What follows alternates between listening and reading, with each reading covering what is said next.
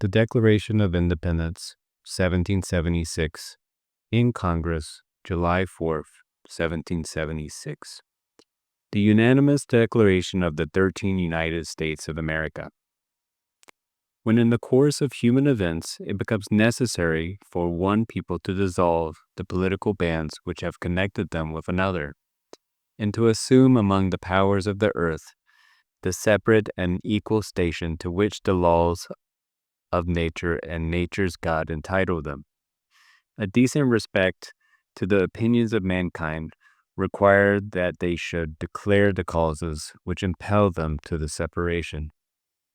We hold these truths to be self-evident, that all men are created equal, and they are endowed by their Creator with certain unalienable rights, that among these are life, liberty, and the pursuit of happiness, that to secure these rights, governments are instituted among men, deriving their powers from the consent of the governed, that whenever any form of government becomes destructive of these ends, it is the right of the people to alter or to abolish it, and to institute new government, laying its foundations on such principles and organizing its powers in such form as them shall seem most likely to affect their safety and happiness. Prudence, indeed, will dictate that governments long established should not be changed for light and transient causes, and accordingly, all human have shown that mankind are more disposed of suffer, while evils are sufferable, than to right themselves by abolishing the forms to which they are accustomed. But when a long train of abuses and unscrupulations, pursuing invariably the same object, invices a design to reduce them under absolute despotism, it is their right, it is their duty, to throw off such government and to provide new guards for their future security. Such has been the patient sufferance of these colonies, and such is now the necessity which constrains them to alter their former systems of government. The history of the present King of Great Britain is a history of repeated injuries and usurpations.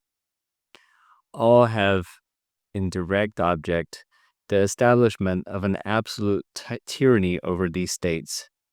To prove this, let facts be submitted to a candid world. He has refused his assent to laws, the most wholesome and necessary for the public good. He has forbidden his governors to pass laws of immediate and pressing importance, unless suspended in their operation till his assent should be obtained. And when so suspended, he has utterly neglected to attend to them. He has refused to pass other laws for the accommodation of large districts of people, unless those people would relinquish the right of representation in the legislature, a right inestimable to them and formidable to tyrants only. He has called together legislative bodies at places unusual, uncomfortable, and distant from the dispository of their public records, for the sole purpose of fatiguing them into compliance with these measures. He has dissolved representative houses repeatedly for opposing with manly firmness his invasions on the rights of the people. He has refused for a long time after such dissolutions to cause others to be elected, whereby the legislative powers incapable of annihilation have returned to the people of large for their exercise. The state remaining in the meantime exposed to all the dangers of invasion from without and convulsions within. He has endeavored to prevent the population of these states for that purpose of obstructing the laws of naturalization of foreigners, refusing to pass others to encourage their migrations hither, and raising the conditions of new appropriations of land. He has obstructed the administration of justice by refusing his assent to laws for establishing judiciary powers. He has made judges dependent on his will alone for the tenure of their offices and the amount and payment of their salaries.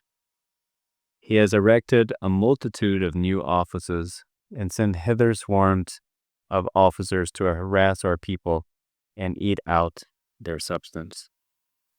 He has kept among us, in times of peace, standing armies without the consent of our legislatures. He has affected to render the military independent of and superior to the civil power. He has combined with others to subject us to a jurisdiction foreign to our Constitution and unacknowledged by our laws, giving his assent to their acts of pretended legislation. For quartering large bodies of armed troops among us, for protecting them by a mock trial from punishment for any murders which they should commit on the inhabitants of these states, for cutting off our trade with all parts of the world, for imposing taxes on us without our consent, for depriving us in many cases of the benefit of trial by jury, for transporting us beyond seas to be tried for pretended offenses, for abolishing the free system of English laws in a neighboring province, establishing therein an arbitrary government and enlarging its boundaries so as to render it at once an example and fit instrument for introducing the same absolute rule into these colonies, for taking away our charters, abolishing our most valuable laws, and altering fundamentally the forms of our government, for suspending our own legislatures and declaring themselves invested with power to legislate for us in all cases whatsoever. He has abdicated government here by declaring us out of his protection and waging war against us. He has plundered our seas, ravaged our coasts, burnt our towns, and destroyed the lives of our people. He is at this time transporting large armies of foreign mercenaries to complete the works of death, desolation, and tyranny already begun with circumstances of cruelty and perfidy scarcely paralleled in the most barbarous ages and totally unworthy of the head of a civilized nation. He has constrained our fellow citizens, taken captive on the high seas, to bear arms against the country, to become the executioners of their friends and brethren, or to fall themselves by their hands. He has excited domestic insurrections among us, and has endeavored to bring on the inhabitants of our frontiers the merciless Indian savages, whose known rule of warfare is an undistinguished destruction of all ages, sexes, and conditions. In every stage of these oppressions, we have petitioned for redress in the most humble terms. Our repeated petitions have been answered only by repeated injury. A prince whose character is thus marked by every act which may define the tyrant is unfit to be the ruler of free people. Nor have we been wanting in attentions to our British brethren. We have warned them from time to time of attempts by their legislature to extend an unwarrantable jurisdiction above us.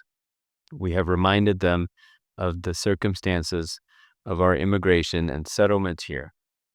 We have appealed to their native justice and magnanimity, and we have conjured them by the ties of our common kindred to disavow these usurpations, which would inevitably interrupt our connections and correspondence. They too have been deaf to the voice of justice and of consanguinity. We must therefore acquiesce in the necessity which denounces our separation, and hold them, as we hold the rest of mankind, enemies in war and friends peace.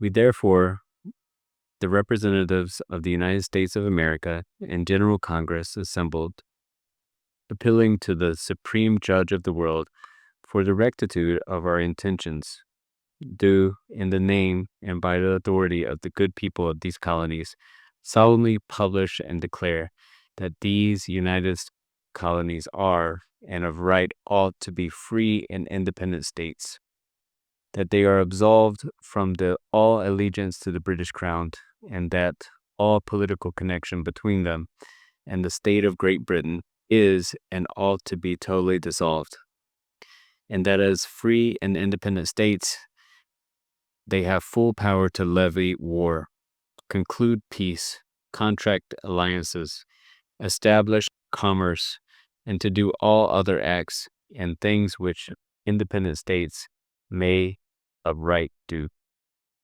And for the support of this declaration, with a firm reliance on the protection of divine providence, we mutually pledge to each other our lives, our fortunes, and our sacred honor.